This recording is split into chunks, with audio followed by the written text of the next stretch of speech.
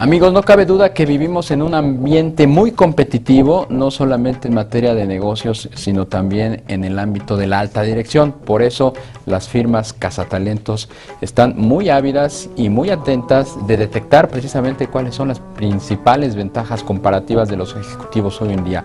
Vamos a charlar precisamente de este tema. Esta noche tengo el gusto de que me acompañe Eduardo Taylor. Él es socio director de la firma de buscatalentos City Partner. Eduardo, muy buenas noches. ¿Cómo estás? Buenas noches, Darío. ¿Cómo estás? ¿Qué tal? ¿Qué es esto de las competencias emocionales? Entiendo por lo que leo, es una habilidad y es una precisamente de estos valores o de ventajas comparativas que tienen determinados individuos, ¿no? Fíjate que inteligencia emocional, como bien lo definió el señor Goleman, que es el gurú acerca de la cuestión de la inteligencia emocional, así lo denominó él. Son aquellas características que los ejecutivos tienen que tener para poder ser mucho más exitosos sin tomar en cuenta su educación, su experiencia, su exposure y su tenure en las compañías. Son aquellas cosas que realmente los hacen diferentes. Son aquellas cosas por las cuales los ejecutivos, directores generales y directores que reportan a directores generales hacen la diferencia. Pero en esencia, ¿qué es?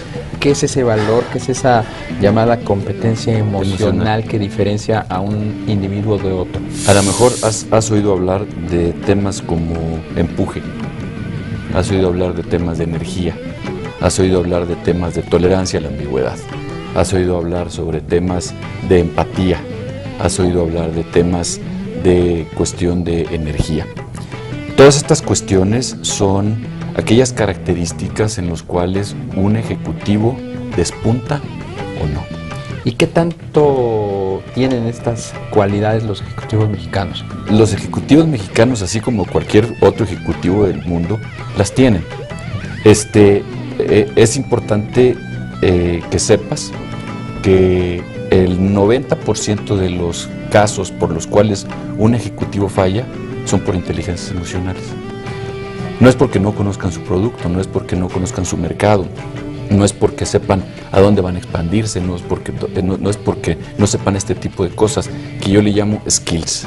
Son las cuestiones que son conocimientos, que son fácilmente aprendidas, son fácilmente cosas que puedes aprender. Cuando un ejecutivo llega a un nivel de director general, tiene que empezarse a preocupar más por hacer networking, por saber con quién se va a juntar, saber qué escuchar y qué no escuchar, saber cómo hacer puentes con la gente correcta, saber con qué políticos juntarse, con cuáles no. Y eso tiene que ver con las competencias emocionales. Te has dado cuenta a lo mejor en el mundo ejecutivo en el que vivimos que pasan cosas muy extrañas en los ejecutivos. Por ejemplo, te vas a acordar de esa reunión cuando los Big Threes, las tres compañías que estaban saliendo de la quiebra o tratando de salir de la quiebra, llegaron en aviones privados. ¿Te acuerdas de esa situación? Evidentemente fue una típica cuestión de falta de competencias emocionales, de inteligencia emocional. Estás yendo a pedir el rescate de la industria automotriz en Estados Unidos y llegas en un avión privado a pedir $200 billones para hacerlo. Normalmente los ejecutivos van desarrollando estas competencias emocionales. Algo que he peleado yo mucho es que no los enseñan en las universidades, o a lo mejor no en el énfasis que deberían de ser, porque es el gran diferenciador. Es lo que te iba a decir, son finalmente cualidades humanas que uno las tiene, sí, y que muchas veces a lo mejor ni siquiera sabe que las tiene. ¿Cómo desarrollarlas? ¿Cómo estimularlas? El primer paso para esto es el que el ejecutivo se conozca. Recuerdo el caso de un director general de una empresa de licores que conocemos muy bien tú y yo aquí en México, donde a mí me tocó traerlo a ese ejecutivo de Oriente. Estaba el ejecutivo trabajando para una compañía de yogurts que tú y yo conocemos muy bien, la número 1 en el mundo, y lo trajimos a manejar una de las compañías de licores importantes de una bebida que se fabrica por allá por Jalisco. El señor tenía 20 años trabajando en una empresa institucional donde los procesos eran perfectamente establecidos, donde los indicadores eran correctos, y llegó a trabajar con una persona que era un dueño. La cuestión fue cuando el dueño le pidió su agenda para saber qué iba a hacer. Y el ejecutivo ganaba más de $1 millón. El ejecutivo, dentro de su ego, le dijo: oye, pues yo tengo aquí para que veas hacerte ganar dinero. Y empezó una guerra de poder que tú sabes dónde termina, donde el dueño tiene la razón, como quiera que sea. Eso es inteligencia emocional, esos son los rasgos de inteligencia emocional. ¿Se puede desarrollar? Sí, pero lo primero que tienes que hacer es conocerte. Háblanos un poco de City Partners. ¿Cómo están viendo ustedes el ámbito de los recursos humanos, el factor humano en México, y cómo están posicionados frente a otras empresas del tipo de Headhunters? City Partners es la número 6 a nivel mundial, pública, cotizamos en bolsa en los Estados Unidos, y así como las demás grandes empresas que se conocen en el mercado, tenemos verticales y tenemos soluciones a través de prácticas. En México tenemos la práctica industrial, en México tenemos la práctica de productos de consumo, tenemos la práctica algo de telecomunicaciones y tenemos la práctica de farmacéuticas. A nivel mundial tenemos todas las prácticas, tenemos servicios financieros, tenemos también boards y tenemos práctica de CEOs en el nivel mundial. ¿Qué estamos viendo para México? México va a entrar en una dinámica muy interesante en los siguientes días después de las reformas secundarias. Un tema muy importante es cómo vengan esas reformas secundarias y qué tanto le permitan a las compañías venir a invertir tranquilamente, sobre todo en el Estado de Derecho que se necesita para que vengan a invertir. Eso va a disparar 3 cosas. Va a disparar una cantidad importante de inversiones en energía, que tiene que ver con oil and gas y que tiene que ver con la generación de electricidad. Va a tener que ver en servicios financieros y va a tener que ver en otras industrias que serán cascadeadas por estas. Vamos a enfrentarnos a una problemática importante.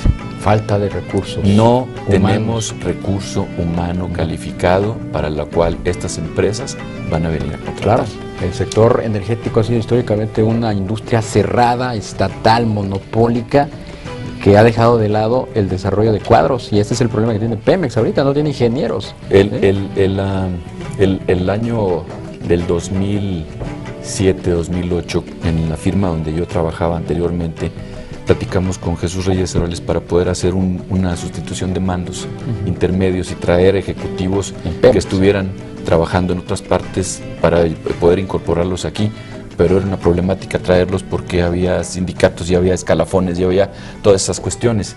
¿Qué es lo que van a enfrentar Schlumberger? ¿Qué va a enfrentar Exxon? ¿Qué va a enfrentar Repsol? ¿Qué va a enfrentar cualquier empresa que venga a invertir a México? La situación de una lack of talent. No hay talento en México. Sí lo hay, pero trabajan para Pemex. ¿Cómo lo haces para sacarlos de Pemex? Y cuando tú haces proyectos, que nos ha tocado hacer proyectos para estas empresas multinacionales, me dicen: sí, pero no necesitamos el tipo de perfil de Pemex. Necesitamos que tengan otro tipo de actitudes y aptitudes. Finalmente, ¿qué auguras tú que vaya a suceder en ese gap de recursos humanos que existe? Vamos a tener que importar. Vamos a importar venezolanos, vamos a importar colombianos, vamos a importar rusos, vamos a importar el talento de donde esté. Que eso es lo que pasa normalmente cuando las economías se abren.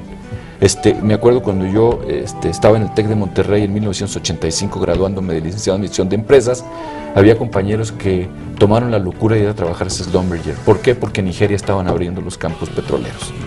Y entonces tenía amigos que a los 21 años, 22 años se fueron a trabajar a Schlumberger y conocer el mundo, así como lo de la Navy, See the World. Entonces se fueron a conocer el mundo. Es lo mismo que va a pasar en México. Ahora van a haber venezolanos, va a haber colombianos, va a haber peruanos, va a haber argentinos, va a haber inclusive americanos. Pues interesante este escenario que planteas. Podríamos seguir platicando aquí mucho tiempo más, pero desafortunadamente este tiempo es implacable. Ojalá podamos reunirnos más adelante y poder seguir hablando pues de las experiencias y sobre todo de los retos que se ven venir en materia de recursos humanos. Eduardo Taylor, socio director de City Partners. Muchas gracias y muy buenas noches. Muchas gracias, Darío. Te invitamos a seguir cuestionando la información con los siguientes videos.